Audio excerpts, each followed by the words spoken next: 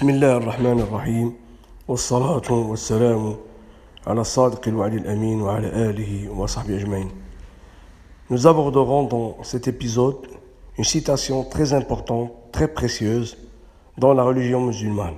Cette citation qu'il nous est recommandé de commencer toute citation du Coran avec Bismillahir Rahmanir Rahim.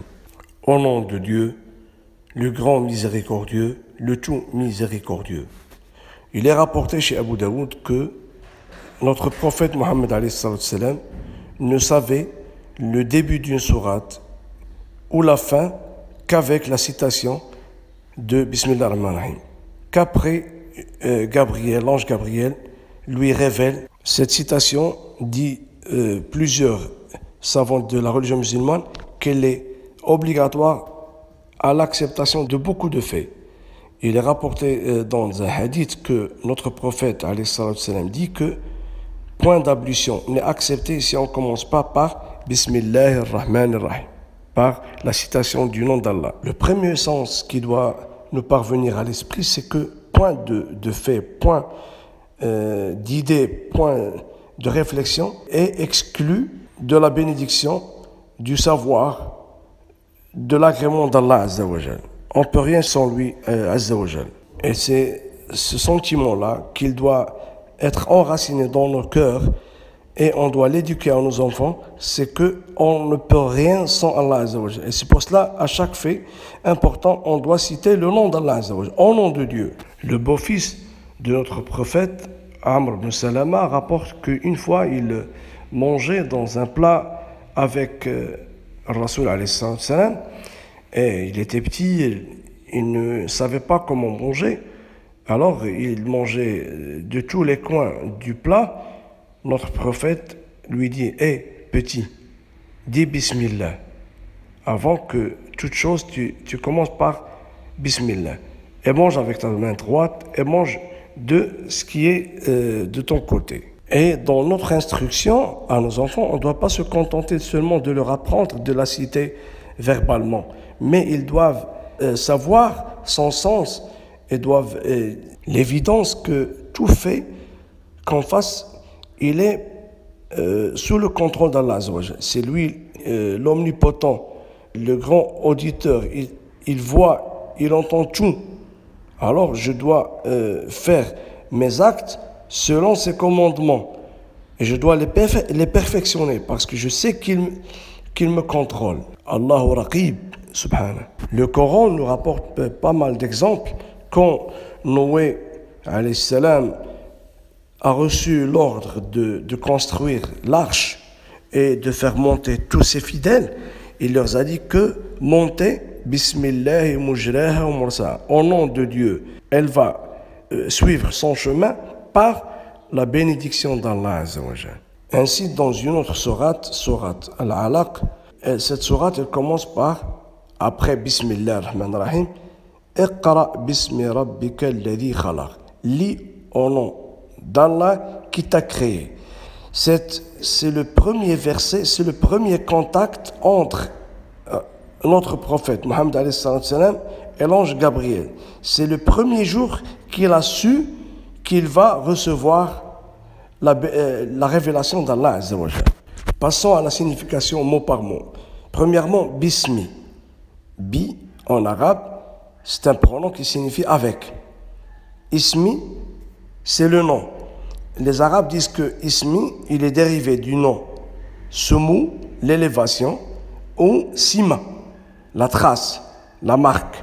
Et le sens de ism, c'est la différenciation des autres au nom d'Allah, c'est-à-dire pas au nom d'autrui. C'est pour cela quand un bébé qu'il est né, on lui donne un nom pour qu'on le distingue des autres. Après Bismi, on dit Allahi, le grand nom d'Allah Azza wa Jal. Plusieurs savants disent que c'est lui, Allah, c'est le grand nom, parce que quand on le cite et on veut citer des qualificatifs, on les cite après lui. Allahu al-Ghani, Allahu al-Hamid. On ne dit pas al-Ghaniyu Allah, al-Hamidu Allah. Deuxièmement, la signification de Allah, plusieurs savants disent qu'il est dérivé d'un verbe, waliha ou ta'allaha ou aliha. Alors que d'autres, ils ont dit qu'il n'est dérivé d'aucun verbe. Il est fixe. Donc, ceux qui disent que le nom d'Allah, il est dérivé, j'ai cité deux verbes, il y en a d'autres. Ta'allaha, en arabe, c'est ta'abbada. C'est les adorations. Je me soumis à Allah Azza wa Jal. Je suis assujetti à ses ordres. Et Allah Azza wa Jal, il est digne qu'on se soumet à lui, subhanahu. Et quand je dis Bismillah et j'insinue le sens de Ta'allaha, c'est que j'exclus mes adorations, mes actes de religion d'aucun d'autre que pour lui, Allah Azza wa Jal. J'oriente mon intention vers le grand Dieu subhanahu, le Seigneur des créatures. Le deuxième verbe qu'ils ont choisi, que le nom de Allah il est dérivé, c'est de waliha. Waliha, en arabe, c'est tahayyara. Quelqu'un qui devient perplexe, qu'il est ambigu, égaré, il ne sait pas où aller. Et toutes les créatures sont perplexes, sont égarés s'ils veulent savoir la réalité d'Allah Azza wa Jal. Allah, on ne sait de lui que ses attributs, ses noms. Mais sa réalité, personne ne peut y arriver. Laysa kamithlihi shay. On doit se limiter à l'adorer par ses faits, par tout cet univers qui est témoin du grand créateur. Et on tire une leçon de ça, c'est qu'on doit savoir que notre conscience a des limites. Et on ne doit pas aller au-delà de nos limites. Et c'est pour cela qu'on trouve que les philosophes, surtout les philosophes grecs, ils ont cherché à savoir au-delà de l'univers, la métaphysique. Alors, plusieurs d'entre eux, ils sont éperdus dans leur voie, dans leur réflexion. Bismillah ar-Rahman. Ar-Rahman, c'est le grand miséricordieux. Il est dérivé de Ar-Rahman, la miséricorde. Al-Jurjani, un des savants, dit que la définition de la miséricorde, c'est que tu cherches à faire du bien pour tout le monde et d'éviter de faire du mal. Et tu te soucies des démunis, des pauvres, des malades, de tout le monde. Tu as un grand cœur. Et cette bonne discipline, cette précieuse éthique, il nous a été recommandé par Allah Azza wa Jal dans un hadith rapporté par Rasul alayhi salam. Il dit que Ar-Rahimuna yarhamum Rahman. Les miséricordieux sont envahis par la miséricorde divine d'Allah Azza wa Jal. Soyez miséricordieux avec ceux qui sont dans cette dédentaire, vous méritez la miséricorde de celui, Allah Azza wa Jal, qui est dans les cieux. Allah Azza wa Jal a qualifié le Coran de Hudan wa Rahmatul lil Mu'minin, parce que c'est par lui qu'on est guidé, c'est par lui qu'on parvient à la quiétude, à la sérénité, au grand bonheur. Ar-Rahman ar-Rahim. Ar-Rahim, c'est un autre qualificatif d'Allah, c'est un autre nom, c'est un autre attribut pour le grand créateur. La différence entre Ar-Rahman et Ar-Rahim, il n'y a pas une grande différence. Mais certains savants ont cherché de trouver une distinction entre eux. Premièrement, Ar-Rahman, point ne peut se donner ce nom-là. Alors qu'on peut dire qu'une personne, il est Rahim. Et dans le Coran, il est rapporté que un autre prophète, il est miséricordieux avec les pieux, avec les croyants.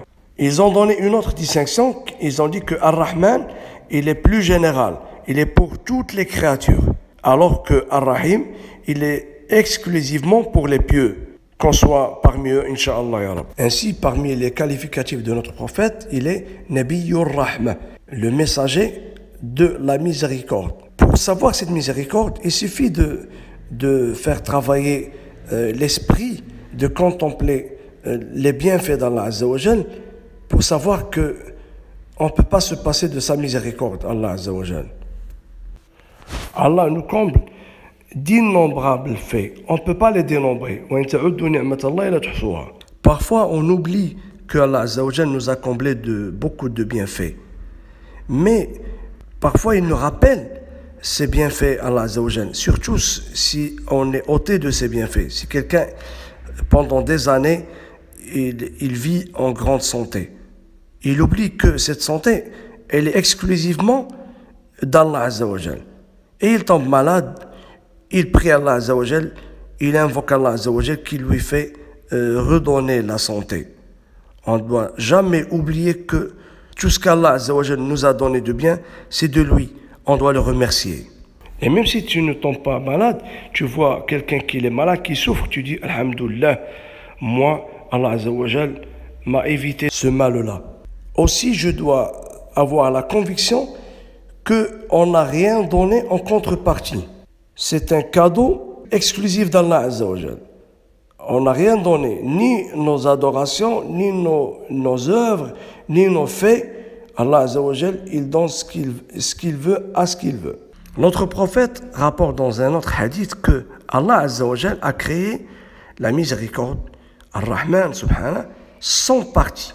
Il a réservé 99 parties pour le jeu du grand jugement. Il en a fait, Allah Azza wa Jal, descendre une seule partie, 1/100, dans cette terre, cette partie-là, que toutes les créatures sont miséricordes les uns les autres. Ar-Rasul alayhi salam dit même que la jument, quand elle veut allaiter son enfant, son petit, elle lève son sabot pour ne pas le blesser. Et c'est par cette miséricorde qu'Allah Azza wa Jal on a chargé nos cœurs, que tu trouves qu'on est clément les uns les autres, on s'entraide, on vient en aide aux démunis, aux pauvres. Si on voit quelqu'un qui souffre, tu trouves que des larmes qui tombent par pitié. Dans un autre sens d'éducation, notre prophète, il dit que tout le monde a besoin de la miséricorde d'Allah Azza wa Jal. Point ne peut s'en passer. Il a dit une fois à ses compagnons que point n'entrera au paradis par ses faits. Ils lui ont dit, ils étaient stupéfaits. Même toi, messager d'Allah Azza wa Jal, il a dit, même moi, sauf si Allah m'envahit de sa miséricorde. Aussi, il y a des moyens pour qu'on draine cette miséricorde. Allah Azza wa Jal dit dans le Coran, Inna rahmatallahi qaribun min al-muhsinin. La miséricorde d'Allah Azza wa Jal est proche des perfectionneurs de leurs faits. Si on fait un grand effort pour qu'on accomplisse les actes d'adoration d'une bonne façon, Allah Azza wa Jal nous couvre de sa miséricorde. Après avoir expliqué ce mot, ces citations, on voit son ordre juridique. Il nous a été, comme j'ai dit, recommandé de la citer dans le début des sourates du Coran. Les grands savants se sont diversés sur est-ce qu'elle fait partie du Coran ou non. Cette divergence émane du fait qu'elle est écrite dans le Coran. Et le Coran n'englobe que ce qui est d'Allah Azza wa Jal. L'imam Malik dit qu'elle ne fait pas partie du Coran. Elle est citée seulement pour faire la séparation. L'imam Shafi'i dit que non, elle fait partie de Al-Fatiha, qu'on va voir prochainement, Inch'Allah. C'est-à-dire que si je ne cite pas Bismillah ar-Rahman ar-Rahim chez les Shafi'ites dans ma lecture de Al-Fatiha, elle n'est pas acceptée. Et ces divergences, c'est la beauté de la religion. C'est que la religion donne le droit à l'effort, à la méditation. Accepter celui qui me contrarie. Je finis par une parole de notre prophète. Il dit que point de fait important, quand on ne commence pas par Bismillah ar-Rahman ar-Rahim, il est amputé. C'est-à-dire qu'il est amoindri de la bénédiction, de l'agrément d'Allah Azza wa Jal. On doit savoir toujours que tous les acquis, tous les bienfaits, tous dont on est comblé, est la propriété exclusive d'Allah Azza wa Jal. Et aussi la citation de Bismillah ar-Rahman ar-Rahim, par laquelle je commence beaucoup de mes faits, elle doit me rappeler aussi est-ce que ce fait que je vais faire, est-ce qu'il est licite ou non, est-ce qu'il est permis ou non. C'est la fin de cet épisode. Aqulu ma tasma'un. Je prie pour vous, louange Allah Azza wa Jal, gloire au grand Dieu. Assalamu alaikum wa rahmatullahi wa barakatuh.